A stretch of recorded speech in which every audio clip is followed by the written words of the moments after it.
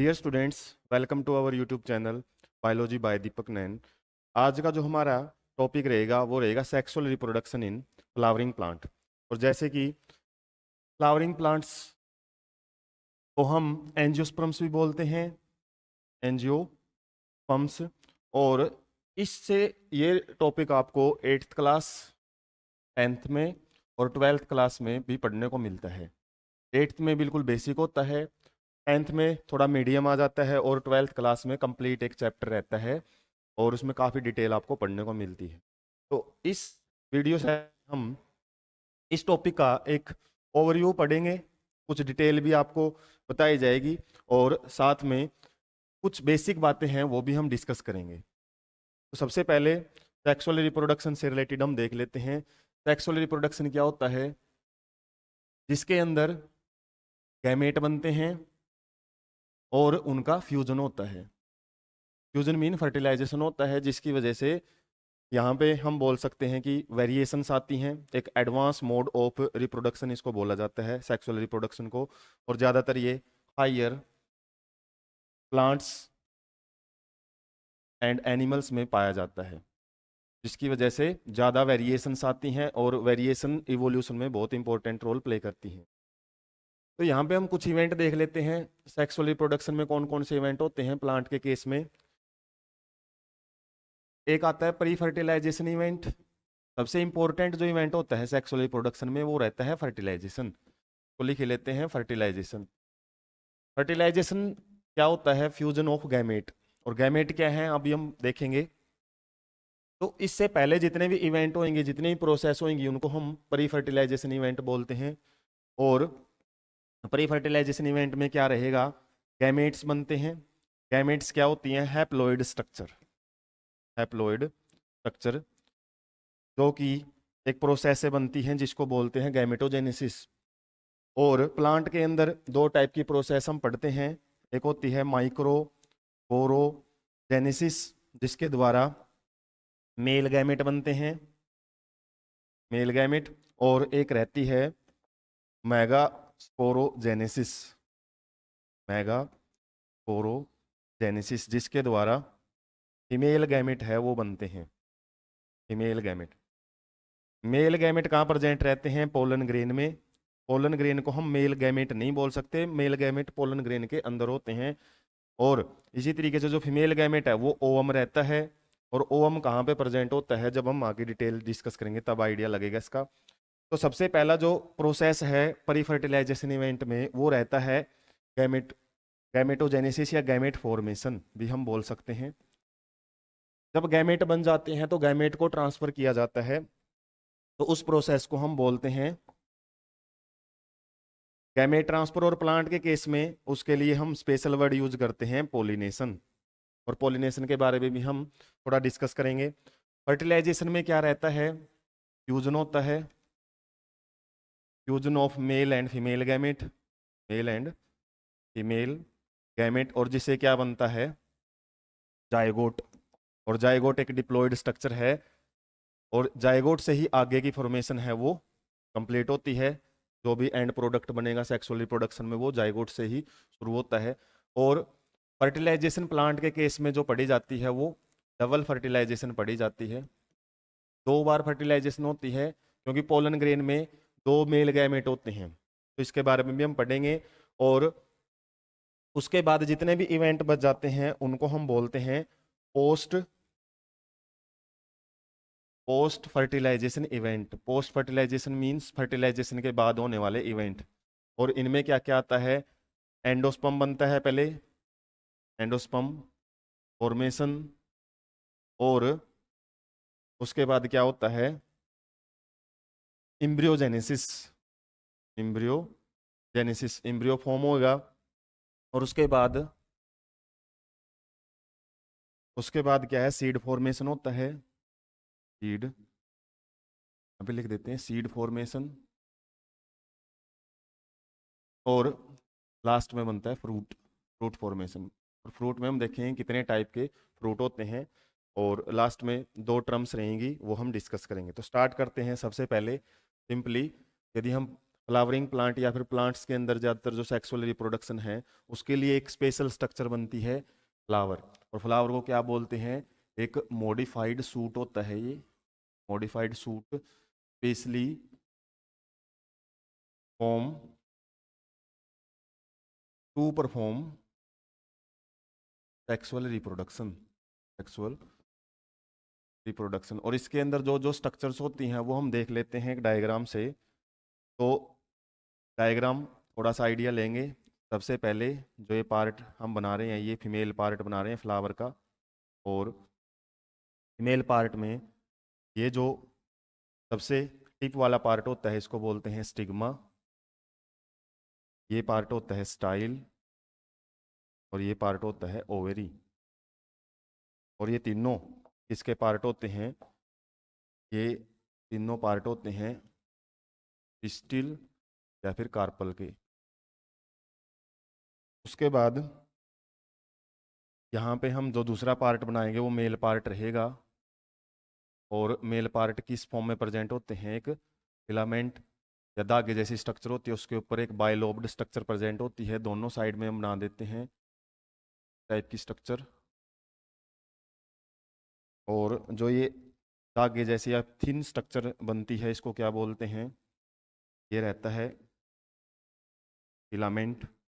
और ये रहता है एंथर। एंथर क्या है, एक बाइलोब्ड स्ट्रक्चर।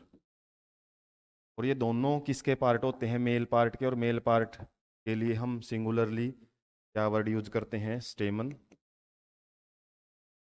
स्टेमन। और स्टेमन जब ग्रुप में प्रेजेंट होते हैं, कंप्लीट जो मेल पार्ट होता है उसके लिए हम एंड्रोसियम वर्ड भी यूज करते हैं, एंड्रोसियम। और फीमेल पार्ट के लिए हम वर्ड यूज करते हैं वो है गाइनोसियम। तो ये दो मेन इंपॉर्टेंट पार्ट रहते हैं फ्लावर के अंदर। उसके बाद जो नेक्स्ट पार्ट है वो देख लेते हैं, जो कि कलर्ड पार्ट रहता है ज़्यादातर फ्लावर में,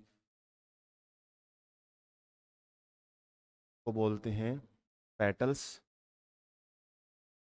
में आएगा थोड़ा सा। उस थर्ड वर्ल हम बोल सकते हैं, इनर टू आउटर मोस्ट जाएं तो इस पार्ट को बोला जाता है पेटल्स। और पेटल्स के ग्रुप को बोलते हैं कोरोला।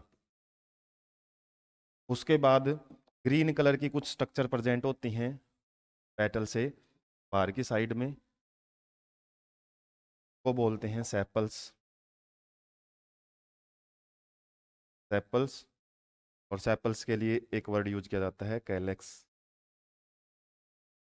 और ये सारे पार्ट जिस भी प्लेटफॉर्म पे प्रेजेंट होते हैं उसको बोला जाता है, यहाँ पे एक प्लेटफॉर्म है इसको बोलेंगे हम थैलेमस।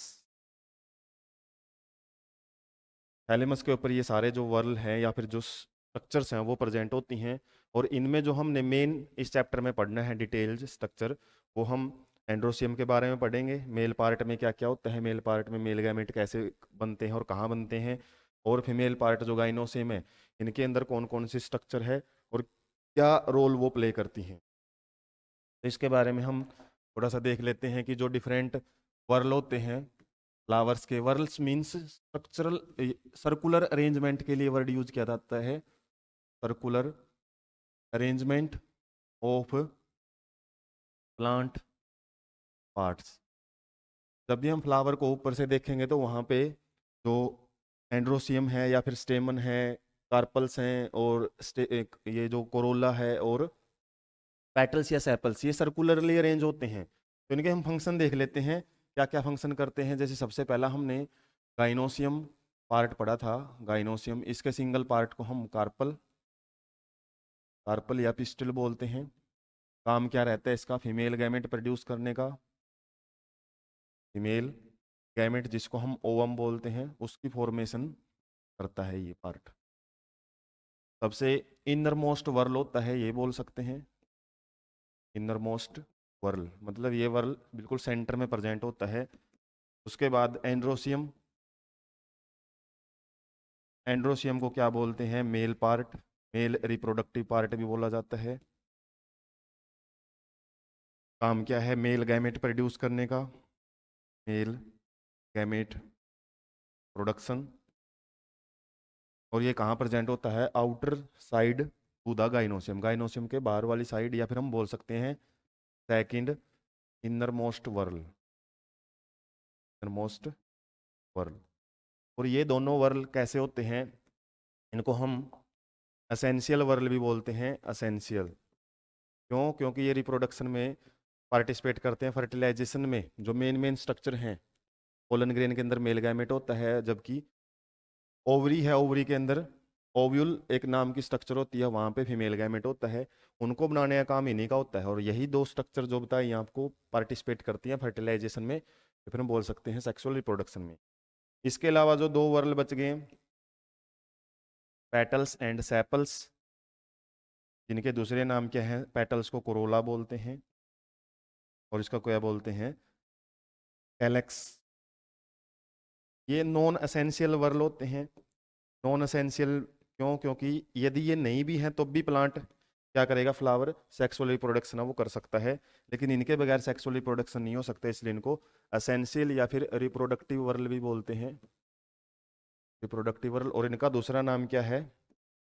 इनको असेसरी वर्ल भी बोलते हैं। असेसरी, क्योंकि ये मदद करते हैं केवल रिप्रोडक्शन के अंदर। मदद कैसे करेंगे? पेटल्स कैसी स्ट्रक्चर होती हैं? कलर्ड होती हैं ज्यादातर।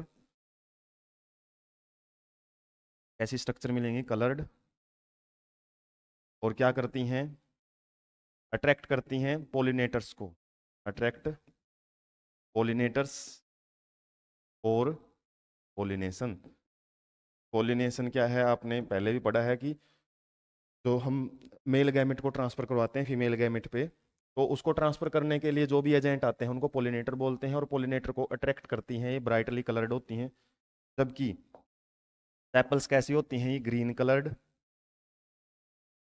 और काम क्या रहता है? ये प्रोटेक्शन प्रोवाइड करती हैं, मेनली प्रोटेक्शन ऑफ फ्लावर। कब? जब फ्लावर बड स्टेज में होता है, जब अच्छे से खिला हुआ नहीं है फ्लावर, उस केस में ये प्रोटेक्शन प्रोवाइड करती हैं। उसके बाद हम देख लेते हैं सबसे पहला जो एसेंशियल वर्ल है, एंड्रोसियम, या फिर जैसे हमने सीरीज में तो गाइनोसियम पढ़ा था, लेकिन पहले एंड्रोसियम पढ़ लेते हैं। एंड्रोसियम को क्या बोलते हैं? Male reproductive part. Single member को क्या बोला जाता है? स्टेमन।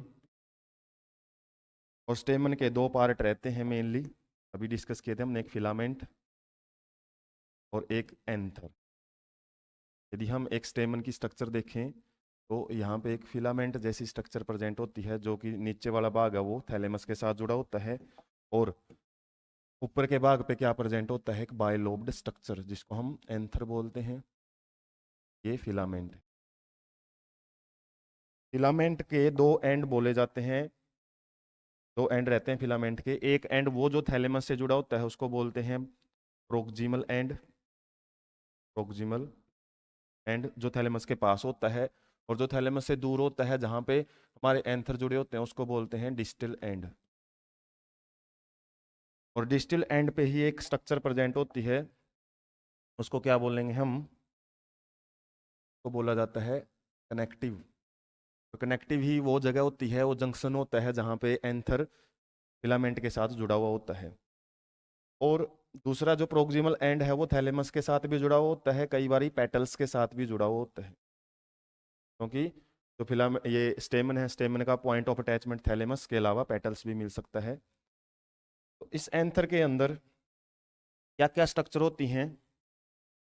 एंथर में यदि हम बाहर से देखें इसको काट के, तो एंथर की वाल होती हैं, एंथर के ऊपर लेयर प्रेजेंट होती हैं, और जो मेन भाग होता है वो रहता है इसके अंदर पोरोजिनस टिश्यू।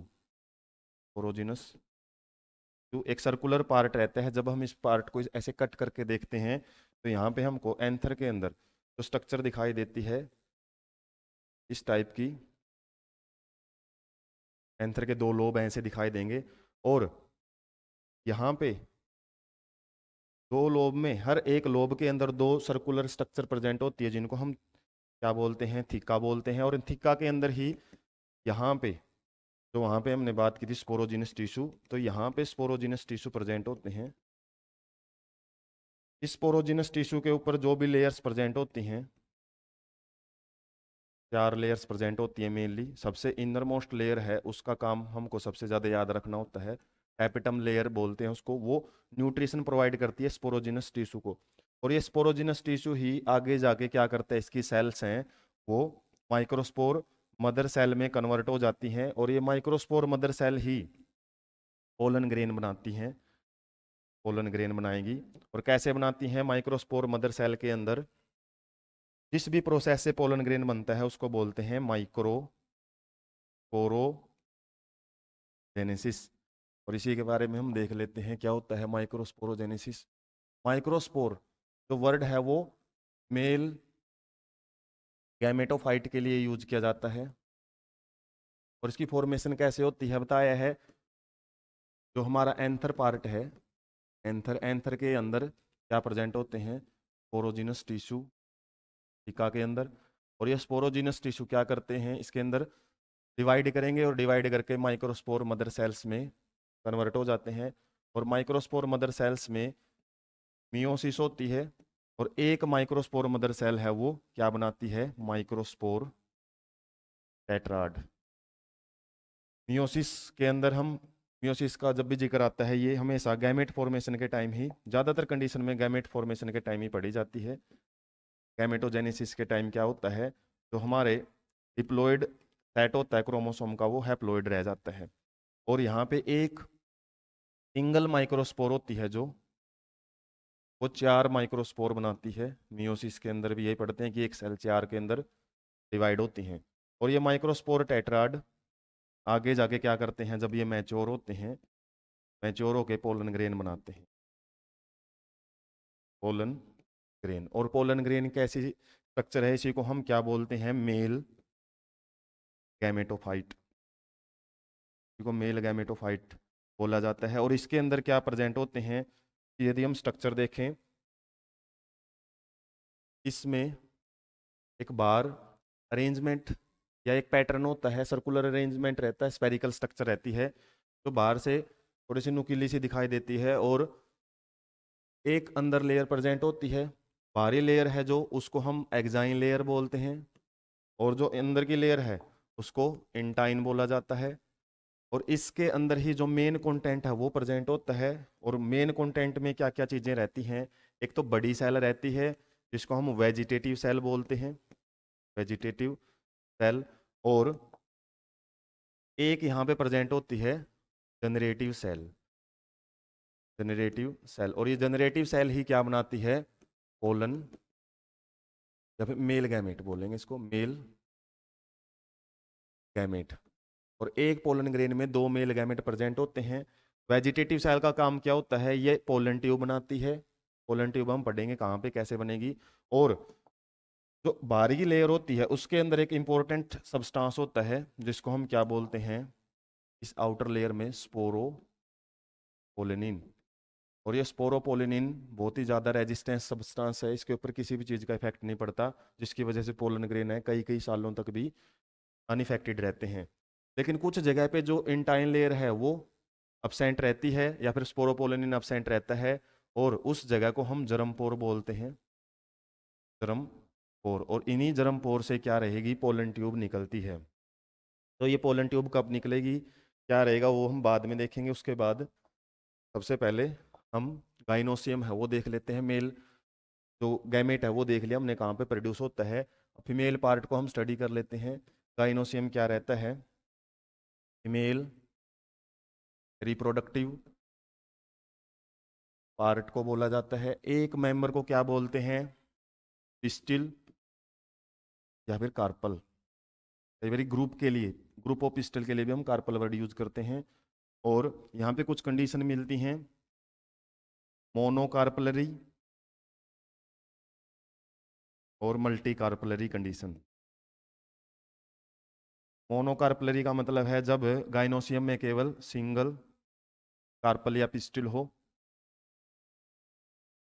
और जब एक से ज़्यादा पिस्टल प्रेजेंट हो, मोर देन 1, एक से ज़्यादा जब पिस्टल प्रेजेंट हो उसको हम बोलते हैं मल्टी कार्पलरी। और ऐसे ही 2 कंडीशन और रहती है, apocarpous, apocarpous and syncarpous condition. Apo means होता है फ्री। जब मल्टी कार्पलरी की कंडीशन की बात करें, उसी में मिलती हैं दो कंडीशन मल्टी में। एपोकार्पस, जब बहुत सारी जो पिस्टल्स हैं वो क्या हैं, या फिर कार्पल्स हैं वो फ्री कार्पल्स हों। फ्री मीन्स एक दूसरे के साथ जुड़ी हुई ना हो, और जब काफ़ी सारी कार्पल्स एक दूसरे के साथ फ्यूज्ड हों तो उनके लिए हम सिन कार्पल, फ्यूज्ड कार्पल्स के लिए हम सिन कार्पस कंडीशन है वो यूज करते हैं। अब इसके जो पार्ट हैं वो हमने हालांकि देख भी लिए हैं, थोड़ा सा आइडिया यहाँ से ले लेते हैं। एक कार्पल की यदि हम बात करते हैं, उसकी स्टिग्मा पार्ट होता है, तीन ही पार्ट यहाँ पे रहते हैं, स्टिग्मा, स्टाइल और ओवरी।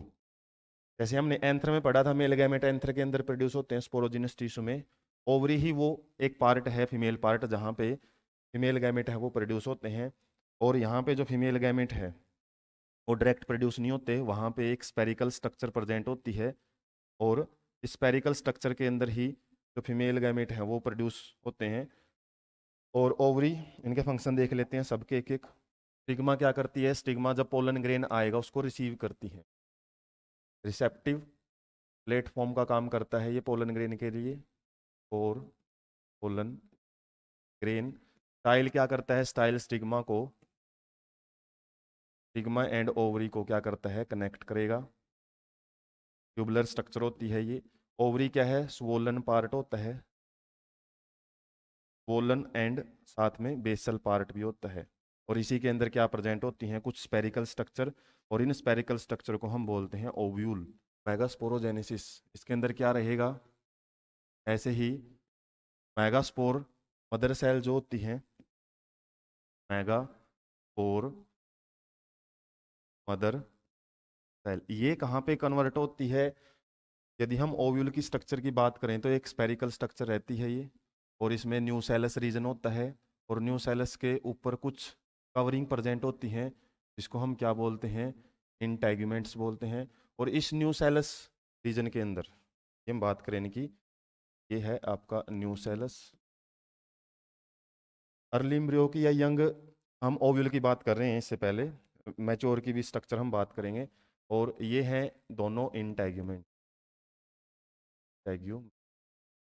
और यहाँ पे क्या होता है, इस न्यूसेलस रीजन में ही कुछ सेल ऐसी होती हैं जो कन्वर्ट हो जाती हैं किसके अंदर, मेगास्पोर मदर सेल के अंदर। खासकर इसी के अंदर जो प्रोसेस है वो होती है मेगास्पोरोजेनेसिस, और मेगास्पोरोजेनेसिस भी मियोसिस के द्वारा ही होती है।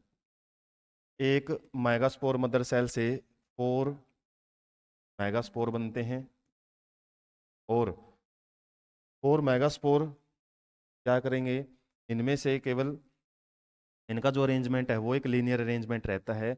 और लीनियर अरेंजमेंट कैसे, जैसे यहाँ पे ये 4 सेल बन जाती हैं, और 4 सेल में जो ऊपर वाली हैं इस भाग को माइक्रोपाइल भाग बोला जाता है, माइक्रोपाइल। और इसके अपोजिट वाले भाग को चैलेजा बोलेंगे। तो चैलेजा वाली साइड में जो मेगास्पोर होता है वो केवल फंक्शनल रहेगा, फंक्शनल, जबकि जो 3 है वो डीजनरेट हो जाते हैं, मतलब उनकी फंक्शनिंग है वो लोस्ट कर देते हैं। और ये सिंगल जो फंक्शनल मेगास्पोर बचा है यही आगे क्या करेगा, माइटोसिस करेगा। अब ये माइटोसिस करेगा, पहले ये मियोसिस से बना था, और कितनी माइटोसिस होंगी इसके अंदर, 3 माइटोसिस करेगा ये। इसके अंदर जो न्यूक्लियस है पहले ही माइटोसिस में डिवाइड होएगा 2 के अंदर, फर्स्ट माइटोसिस, उसके बाद सेकंड माइटोसिस में टोटल हमारे पास 4 सेल बन जाएगी, और थर्ड माइटोसिस के अंदर टोटल 8 सेल बन जाती हैं, 8 न्यूक्लियस बनेंगे। सेल बाद में बनती हैं, पहले न्यूक्लियस की बात करेंगे। ये हमारा फर्स्ट न्यूक्लियस था, क्योंकि जब भी माइटोसिस म्योसिस होती है उसमें न्यूक्लियस पहले डिवाइड होते हैं। तो न्यूक्लियस यहाँ पे हम देख सकते हैं एंड में टोटल 8 न्यूक्लियस बनेंगे, 8 न्यूक्लियस। और ये न्यूक्लियस टोटली 7 सेल में प्रेजेंट होते हैं। और जब हम एक मैच्योर ओव्यूल की स्ट्रक्चर देखते हैं तो उसके अंदर बीच में एक ओवल स्ट्रक्चर प्रेजेंट होती है जिसको हम क्या बोलते हैं, एम्ब्रियोसेक। एम्ब्रियोसेक जो मेगास्पोर है वही आगे मैच्योर होकर किस में कन्वर्ट हो जाता है, एम्ब्रियोसेक के अंदर, जिसको हम फीमेल गैमेटोफाइट बोलते हैं। Male gametophyte. और इसके अंदर क्या स्ट्रक्चर रहती हैं, इससे पहले हम इसके बाहर की स्ट्रक्चर देख लेते हैं। बाहर इसके क्या है, न्यूसेलस रीजन है, और इस न्यूसेलस को कवर करने वाली क्या है, इंटेग्यूमेंट। वो इंटेग्यूमेंट्स हमने बनाई थी। इंटेग्यूमेंट क्या करती हैं, इसको कवर करने का काम करती हैं इंटेग्यूमेंट। अब इस एम्ब्रियो सैक का हम ओवरव्यू ले लेते हैं कि इसके अंदर जो 8 न्यूक्लियस बताए हैं आपको, 8 न्यूक्लियस, और इसके अंदर 7 सेल्स होती हैं। ये एक मैच्योर ओव्यूल की स्ट्रक्चर या फिर मैच्योर एम्ब्रियो सैक की स्ट्रक्चर होती है। के अंदर अरेंजमेंट क्या रहता है, हमारी जो सबसे मेन सेल है जो रिप्रोडक्शन में पार्टिसिपेट करेगी, फर्टिलाइजेशन में पार्टिसिपेट करेगी, उसको हम बोलते हैं एग सेल, या फिर सिंपली एग या ओवम भी बोला जाता है। इसके साथ में 2 सेल प्रेजेंट होती हैं जिनको क्या बोलते हैं, सिनर्जिड्स। और एग सेल और सिनर्जिड्स दोनों को मिला के हम एग अपरेटस का भी नाम दे देते हैं, एग अपरेटस। और बीच में 2 न्यूक्लियस ऐसे ही पड़े रहते हैं जिनको हम पोलर न्यूक्लियस बोलते हैं, पोलर न्यूक्लियस। और कुछ सेल, कुछ क्या 3 सेल्स जो प्रेजेंट होती हैं वो बेसल भाग में प्रेजेंट होती है, जिसको हम एंटीपोडल सेल बोलते हैं, एंटीपोडल सेल्स। तो यहाँ पे यदि हम काउंटिंग करें, 3 एंटीपोडल सेल्स हैं, 2 सिनर्जिड्स हैं, और 1 एग सेल है, तो टोटल 6 सेल यहाँ पे हो जाती हैं। और एक जो हमारी कंप्लीट जो ये स्ट्रक्चर है, तो egg like structure embryo sac की, इसको हम सिंगल एक सेल मानेंगे। और ये सिंगल सेल क्या है, एक लार्ज सेंट्रल सेल होती है, लार्ज सेंट्रल सेल। इस तरीके से जो हमारा एग है या फिर फीमेल गैमेट है वो प्रोड्यूस होता है, कौन सी प्रोसेस के द्वारा, मेगा स्पोरोजेनेसिस। अब हमने देख लिया कि मेल गैमेट कहाँ पे है और फीमेल गैमेट कहाँ प्रोड्यूस हुआ है। उसके बाद मेल गैमेट को पहुंचना होता है फीमेल गैमेट के पास, और मेल गैमेट किसके अंदर जाता है, पोलन ग्रेन्स के अंदर जाता है। तो पोलन ग्रेन्स को कहाँ से, एंथर से कहाँ पे लेके आया जाता है, सिग्मा के पास। सिग्मा एक लैंडिंग प्लेटफॉर्म का काम करता है, रिसेप्टिव पार्ट होता है किसका, फीमेल पार्ट का, मेल पार्ट। तो पोलन ग्रेन को स्टिग्मा के पास जो लेके आने की जो प्रोसेस है उसी को हम बोलते हैं पोलिनेशन। और पोलिनेशन मेनली 2 टाइप की होती है, जिसको हम सेल्फ पोलिनेशन बोलते हैं। Self pollination means same plant, same plant. और जब प्लांट डिफरेंट हो जाते हैं, डिफरेंट प्लांट्स, स्पीशीज सेम रहेगी, लेकिन एक प्लांट के जो फ्लावर से पोलन ग्रेन है दूसरे प्लांट के स्टिग्मा के पास जाते हैं, तो उसको हम क्रॉस पोलिनेशन बोलते हैं, को बोला जाता है क्रॉस पोलिनेशन। इनके लिए कुछ साइंटिफिक टर्म्स रहती हैं। आगे यदि हम बात करें, सेल्फ पोलिनेशन भी 2 टाइप की रहती है। यदि एक ही प्लांट में एक ही फ्लावर के अंदर पोलिनेशन है, फ्लावर भी सेम ही रहे, सेम फ्लावर, उसके लिए हम जो वर्ड यूज करते हैं उसको बोलते हैं ऑटोगैमी। और जब फ्लावर डिफरेंट हो जाए लेकिन प्लांट हमारा सेम ही है, उस केस में बोल सकते हैं डिफरेंट फ्लावर लेकिन प्लांट है वो सेम है, उस केस को हम बोलेंगे हीटेनोगैमी, हीटेनोगैमी। और क्रॉस पोलिनेशन को भी साइंटिफिकली एक स्पेशल वर्ड से डिनोट किया जाता है, उसको क्या बोलेंगे, जीनोगैमी और एलोगैमी भी बोला जाता है।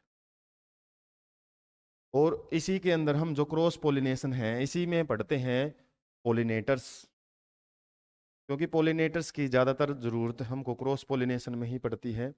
और क्रॉस पोलिनेशन में पोलिनेटर्स 2 टाइप के देखे जाते हैं, एबायोटिक पोलिनेटर्स।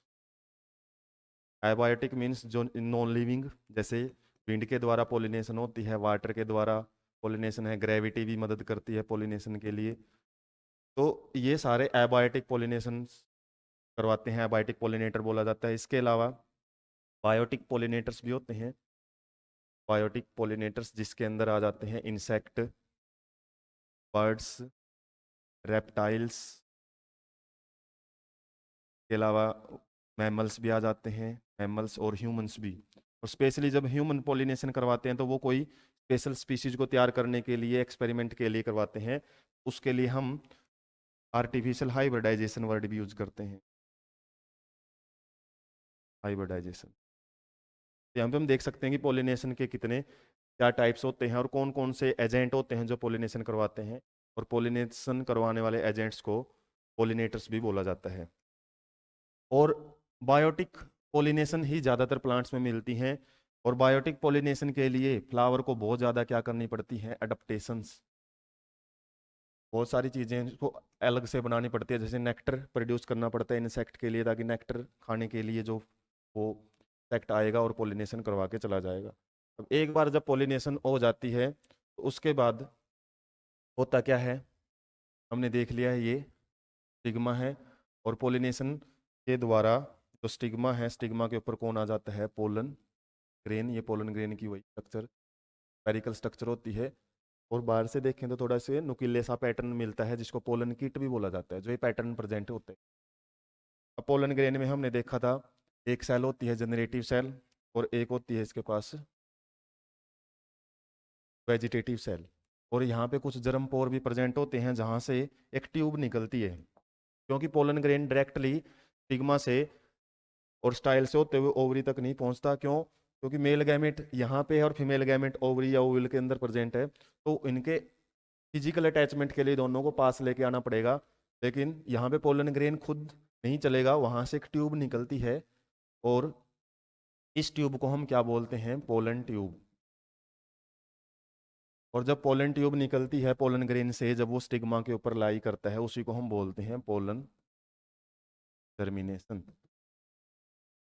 और ये ट्यूब निकलने से पहले कुछ इंटरेक्शन होती है, कुछ केमिकल मैसेजिंग होती है, दोनों के बीच में केमिकल इंटरेक्ट करते हैं पोलन ग्रेन के और स्टिग्मा के, और उसको हम बोलते हैं पोलन पिस्टिल इंटरेक्शन। और जब ये इंटरेक्शन सक्सेसफुल रहती है, तभी हमारी पोलन ट्यूब है वो आगे बढ़ती है, पोलिनेशन है वो कंप्लीट होती है। मतलब पोलन ट्यूब निकल के, और उसे जो भी मेल गैमेट्स हैं, ये जो जनरेटिव सेल है, एक इसमें लार्ज सेल की बात की थी, जो वेजिटेटिव सेल है, वेजिटेटिव सेल पोलन ट्यूब बनाती है। और जो जनरेटिव सेल है, जो स्मॉल इन साइज होती है, वही डिवाइड करती है माइटोसिस के द्वारा। और इसमें दो मेल गैमेट बनते हैं, टू मेल गैमेट। और ये दो मेल गैमेट इस ट्यूब से होते हुए आगे बढ़ते हैं, और कहाँ तक पहुँचते हैं, यहाँ पे जो एम्ब्रियो सैक था, और एम्ब्रियो सैक में हमने देखा था एक फीमेल गैमेट प्रेजेंट होता है माइक्रोपाइल एंड की तरफ, और फीमेल गैमेट है जो ओवम है वहाँ तक पहुँचते हैं, और डायरेक्ट ओवम के साथ इंटरेक्ट नहीं करते हैं। ये जो हमने सेल की बात की थी, कौन सी सेल थी, यदि स्ट्रक्चर की बात करें, यहाँ पे सिनर्जिड्स, सिनर्जिड्स में अपने मेल गैमेट है वो रिलीज करती हैं। और यही मेल गैमेट है फिर फर्स्ट मेल गैमेट है वो ओवम के साथ फ्यूज करता है। यही देख लेते हैं डबल फर्टिलाइजेशन, मतलब दो बार फर्टिलाइजेशन होगी, हमने देखा एक तो फर्स्ट मेल गैमेट है जो जनरेटिव सेल से बना है, और एक सेकंड मेल गैमेट है। इनका होता क्या है, फर्स्ट मेल गैमेट तो जनरली क्या करता है, एग के साथ फ्यूज करके जायगोट बना लेता है। दोनों हैप्लॉइड स्ट्रक्चर हैं, और हमारा जो जायगोट है वो यहाँ पे डिप्लॉइड, दो सेट ऑफ क्रोमोसोम लिए हुए मिलता है। जबकि जो सेकंड मेल गैमेट है उसके वो फ्यूज करने से पहले जो पोलर न्यूक्लियाई हमने बात की थी लार्ज सेंट्रल सेल के अंदर, लार्ज सेंट्रल सेल में जो टू पोलर न्यूक्लियाई थे वो फ्यूज करेंगे, और फ्यूज करके एक सेकेंडरी पोलर न्यूक्लियस बनाते हैं। और ये सेकेंडरी पोलर न्यूक्लियस ही इसके साथ फ्यूज करेगा, सेकंड मेल गैमेट के साथ। और ये कैसी स्ट्रक्चर है, डिप्लॉइड, और मेल गैमेट कैसा है, प्लॉइड। और यहाँ पे एक ट्रिप्लॉइड स्ट्रक्चर बनती है जिसको प्राइमरी एंडोस्पर्म न्यूक्लियस बोलते हैं। और जिस सेल में ये प्रेजेंट होता है, जो लार्ज सेंट्रल सेल की बात हमने की थी, इसी को जब ये PEN प्राइमरी एंडोस्पर्म न्यूक्लियस बनता है, इसी को हम PEC प्राइमरी एंडोस्पर्म सेल भी बोलते हैं। और ये डबल फर्टिलाइजेशन क्यों जरूरी है, क्योंकि जो मेन काम होता है फर्टिलाइजेशन का वो तो जाइगोट फॉर्मेशन है, इसी से आगे की प्रोसेस कंप्लीट होती है। लेकिन जो डबल फर्टिलाइजेशन का इंपॉर्टेंट, इसी के लिए एक ट्रिपल फ्यूजन का वर्ड भी यूज किया जाता है। ट्रिपल्स मीन तीन बार fusion. First fusion first male gamete और एग के बीच में हुआ। सेकंड फ्यूजन पोलर न्यूक्लियाई जो आपस में फ्यूज हुए हैं उनके लिए। और ट्रिपल फ्यूजन सेकंड जो मेल गैमेट है वो सेकेंडरी पोलर न्यूक्लियस के साथ फ्यूज करके एंडोस्पर्म बनाता है। और ये एंडोस्पर्म फॉर्मेशन बहुत इंपॉर्टेंट रोल प्ले करता है।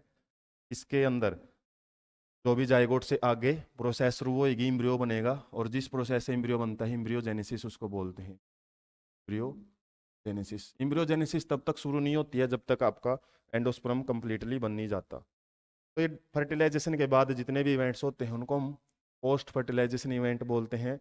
और पोस्ट फर्टिलाइजेशन इवेंट में जैसे सबसे पहला हमने देखा है, पहले होता है एंडोस्पर्म फॉर्मेशन। और एंडोस्पर्म फॉर्मेशन सिंपली क्या होता है, सेल के डिवाइड करने की वजह से बनता है। जो प्राइमरी एंडोस्पर्म सेल है वही डिवाइड करेगी और क्या बनाएगी, कंप्लीट एक एंडोस्पर्म न्यूक्लियस एंडोस्पर्म टिश्यू बनाती है, एंडोस्पर्म। और ये टिश्यू भी 3 टाइप से बन सकता है। कई बार जो न्यूक्लियस है वो डिवाइड होता है, सेल वाल नहीं बनती है, सेलुलर कंडीशन नहीं आती है, केवल न्यूक्लियस ही मल्टीपल हो जाते हैं, तो उसको हम न्यूक्लियर एंडोस्पर्म बोलते हैं। जब न्यूक्लियस के साथ साथ सेल भी बनती रहे, सेलुलर कंडीशन ही मिले टिश्यू के अंदर, उसको हम सेलुलर एंडोस्पर्म बोलते हैं। और जब दोनों कंडीशन मिले, कुछ भाग न्यूक्लियर हो, काफ़ी सारे न्यूक्लियस भी हो और काफ़ी सारे सेल्स भी हों, उसको हम हेलोबियल बोलते हैं, हेलोबियल एंडोस्पर्म। और एंडोस्पर्म का जो मेन काम होता है, सबसे इंपॉर्टेंट फंक्शन, वो क्या रहता है, प्रोवाइड न्यूट्रिशन टू डेवलपिंग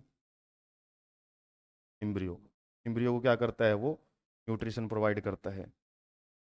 और जैसे ही एंडोस्पर्म कंप्लीट हो जाता है, उसके बाद फॉर्मेशन इसकी कंप्लीट हो जाती है, उसके बाद जो मेन प्रोसेस है वो होती है एम्ब्रियोजेनेसिस।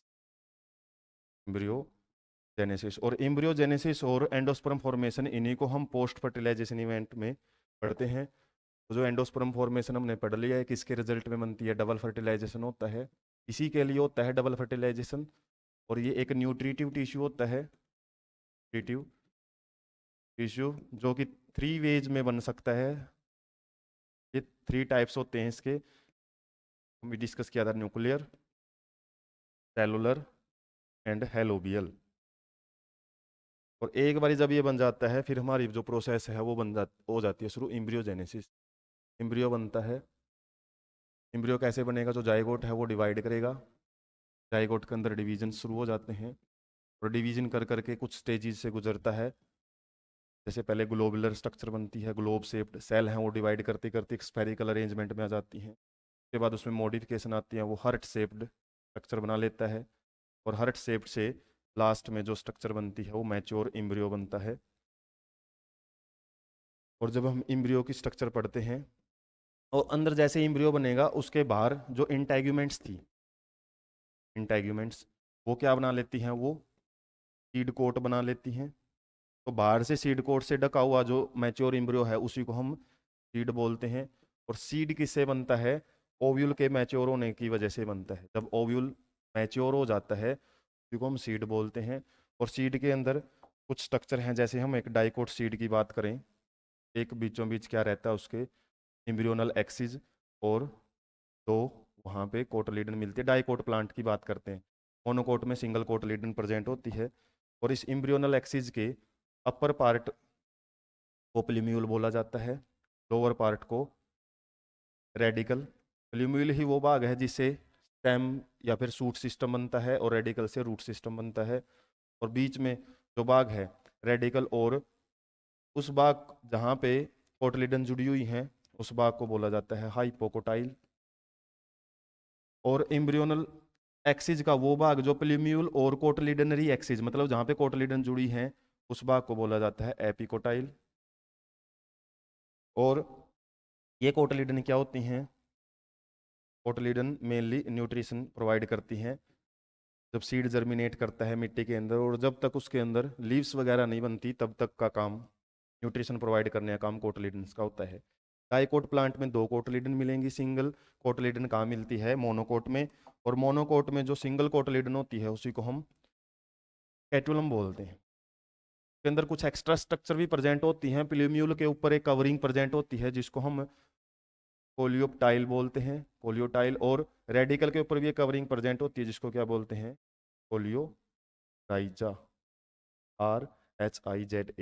तो ये कुछ स्ट्रक्चर होती हैं सीड की, मोनोकोट और डाइकोट सीड। और जैसे ही सीड फॉर्मेशन हो जाता है तो जो फ्रूट है वो भी बनना शुरू होएगा। जैसे ही सीड बन जाते हैं तो जो ओवरी की वाल है, हमने स्वोलन पार्ट पढ़ा था, ओवरी की वाल वो क्या करेगी, वो पेरिकार्प बनाती है। पेरिकार्प मीन फ्रूट वॉल बनाती है, इसको प्रोटेक्ट करने के लिए, सीड्स को प्रोटेक्ट करने के लिए। और इसके अलावा पेरिकार्प के यदि हम बात करें, 3 लेयर होती हैं, एपिकार्प, मीजोकार्प और एंडोकार्प।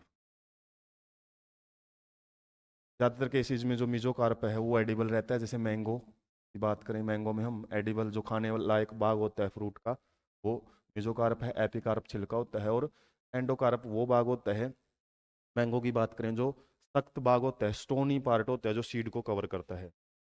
तो जैसे ये फ्रूट बनेगा, फ्रूट का बनाने का मकसद क्या होता है प्लांट का, ताकि फ्रूट को खाने के लिए कोई भी एनिमल या फिर इंसेक्ट आएगा, और फ्रूट जैसे ही खाएगा तो सीड को वो क्या करेगा, डिस्पर्स करेगा। तो सीड डिस्पर्जल में इंपॉर्टेंट रोल प्ले करता है फ्रूट फॉर्मेशन। और फ्रूट के टाइप्स रहते हैं, जब ओवरी से फ्रूट बनता है उसको हम ट्री फ्रूट बोलते हैं, ओवरी की वाल से। जब ओवरी के अलावा किसी भी दूसरे भाग से, फ्लावर के किसी भी भाग से, जैसे थैलेमस से, पेटल से, सेपल से, किसी भाग से फ्रूट बनता है तो उसको हम क्या बोलते हैं, फॉल्स फ्रूट।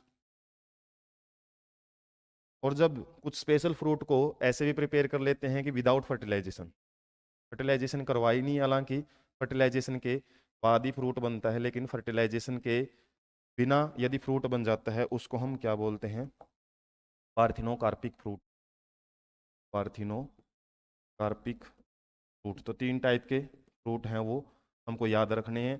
जो ओवरी से बने उनको ट्री फ्रूट बोला जाता है, फॉल्स फ्रूट में एप्पल आ जाता है, मैंगो है जैसे वो ट्री फ्रूट का एग्जाम्पल है।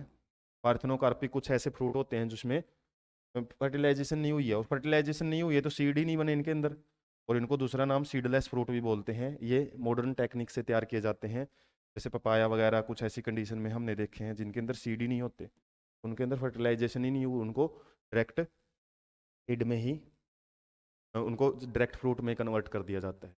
तो ये फ्रूट का हमने डिस्कस किया। और फ्रूट की इंपॉर्टेंस क्या है, सीड डिस्पर्जल।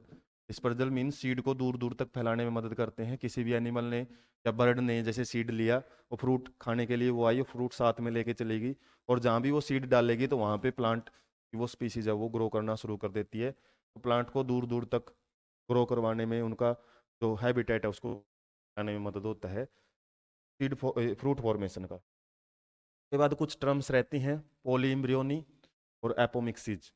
पॉलीम्ब्रियोनी क्या रहता है, जब more than one embryo formation takes place in a seed. जब एक सीड में एक से ज़्यादा इम्ब्रियो बन जाता है उसको हम पॉलीम्ब्रियोनी बोलते हैं। ज़्यादातर ये सिट्रस फ्रूट में मिलती है। सिट्रस फ्रूट्स मतलब जैसे लेमन है, इसके अलावा ऑरेंज है, के अंदर ये कंडीशन मिल जाती है। और एपोमिक्सिज क्या होता है, जैसे हमने बात किया था विदाउट फर्टिलाइजेशन फ्रूट बनता है, उसको हम पारिथनो कार्पी या पारिथनोजेनेसिस प्रोसेस बोलते हैं। लेकिन विदाउट फर्टिलाइजेशन यदि सीड बन जाता है, सीड फॉर्मेशन हो जाती है, तो उसको हम क्या बोलते हैं, एपोमिक्सिज। और इस प्रोसेस को बड़ा ही यूज किया जाता है एपोमिक्सिज को, क्योंकि आज हम ज़्यादातर मार्केट में हाईब्रिड सीड पढ़ते हैं, ज़्यादातर यूज करते हैं। और हाईब्रिड सीड की खास बात क्या होती है, वो एक बार ही ग्रो करवाते हैं तो अच्छी पैदावार दे देते हैं। अगली बार उनके जो प्रोजेनी सीड होते हैं उनको ग्रो करवाएंगे तो हो सकता है वो अच्छी पैदावार ना दे। क्यों? क्योंकि जो करेक्टर हमने हाइब्रिड सीड में बड़ी मुश्किल से इकट्ठे किए थे वो सेग्रीगेट हो जाते हैं, सेपरेट हो जाते हैं। मेंडल के लॉ हम जब पढ़ते हैं, करेक्टर्स अगली जनरेशन में सेपरेट हो जाते हैं। तो हाइब्रिड सीड को यदि हम एपोमिक्टिक बना दें, एपोमिक्टिक मीन्स उनके जो करेक्टर्स हैं, एपोमिक्सिस एक प्रकार का हम बोल सकते हैं special type of asexual reproduction है। और एसेक्सुअल रिप्रोडक्शन में वेरिएशन का कोई सवाल ही नहीं है, वेरिएशन आती नहीं है। तो हमारे जो भी करेक्टर्स हैं हाइब्रिड सीड के अंदर वो हम एज इट इज़ बनाए रख सकते हैं और बार बार उनको खरीदने की ज़रूरत नहीं पड़ती। क्यों? क्योंकि हाइब्रिड सीड कॉस्टली भी होते हैं, क्योंकि इनको बनाया जाता है तो हायर एडवांस टेक्नोलॉजी यूज होती है, जिसके बेस पे इनकी कॉस्ट है वो बहुत ज़्यादा हो जाती है। यदि हम इनके अंदर कुछ ऐसा करेक्टर जेनेटिक चेंज ऐसा कर लें कि ये एपोमिक्सिस से ही आगे मतलब फर्टिलाइजेशन हो ही ना, और आगे ये सीड बनाते रहें, जिससे इनके करेक्टर्स हैं वो बने रहेंगे और हम टाइम टू टाइम को यूज करते जा सकते हैं। तो जो sexual reproduction in flowering plant है वो यहाँ पे कंप्लीट होता है।